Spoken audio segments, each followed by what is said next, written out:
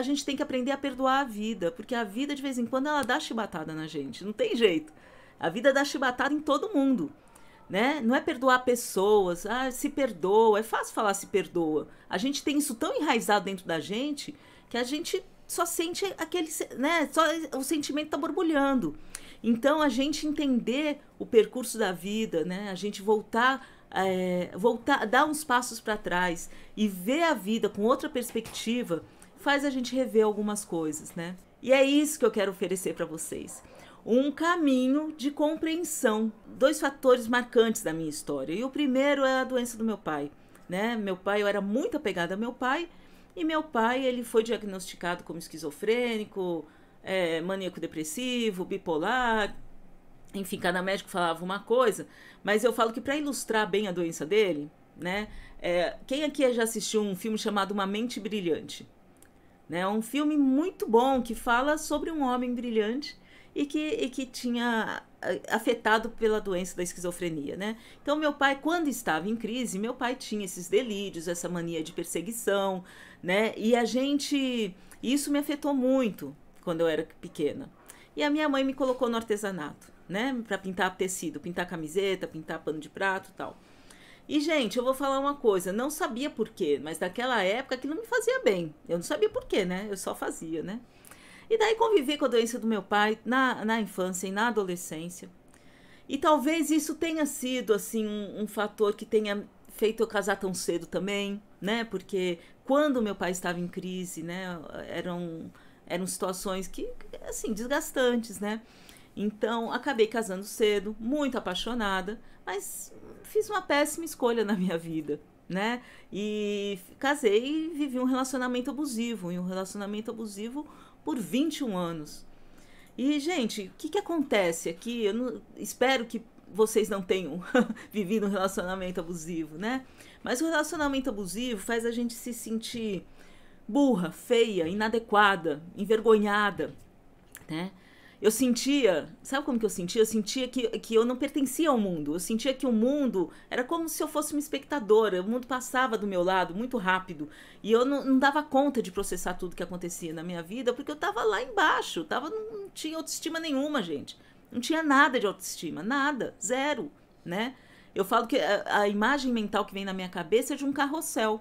Sabe um carrossel que fica girando? E eu falava assim, eu preciso pular nesse carrossel para eu sair desse ponto que eu estou estagnada, né? Então foram anos e anos e anos onde isso me destruiu, né, completamente. Mas tinha uma coisa, gente, que fazia um bem danado para mim. Lembra que eu falei que minha mãe tinha me colocado no artesanato lá na infância?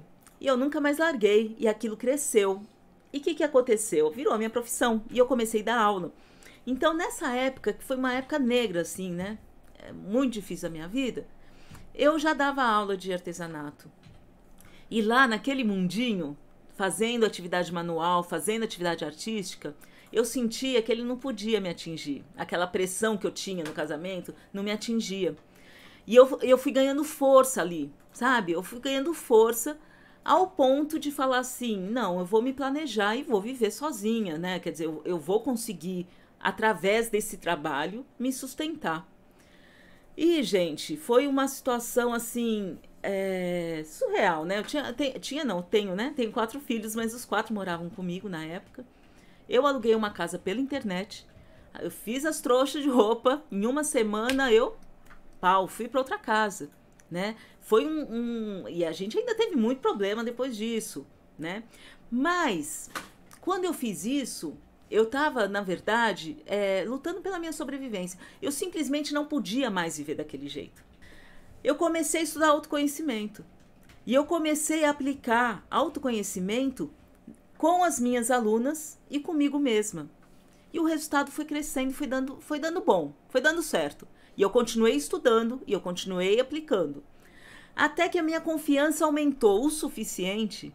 Porque, gente, confiança é uma coisa que vai crescendo, ela vai crescendo tudo junto, né? Você vai criando confiança no trabalho, vai criando confiança autoconfiança, tua autoestima melhora. Porque imagina que um dia, gente, eu ia conseguir gravar um vídeo. Eu me achava feia, eu me achava gorda, eu me achava horrorosa. Eu não faria isso, né? Então eu ficava adiando isso.